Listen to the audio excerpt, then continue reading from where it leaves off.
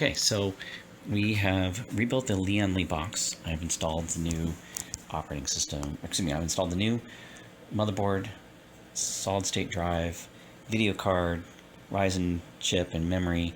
And this video is to show that it had gotten through. I didn't run a video right when I was running the post, but this shows that it actually has gotten through the post. I was in the middle of installing Windows 10, and this is where I'm up to now. Just a bit of an update on that. At the moment I'm using just a cheap PS2 keyboard and a wired USB mouse just to kind of get things set up, and then I'll move into the wireless system and update all the drivers and everything else and get it fully functional. And I'll post more when I get more information, or excuse me, when I get further along.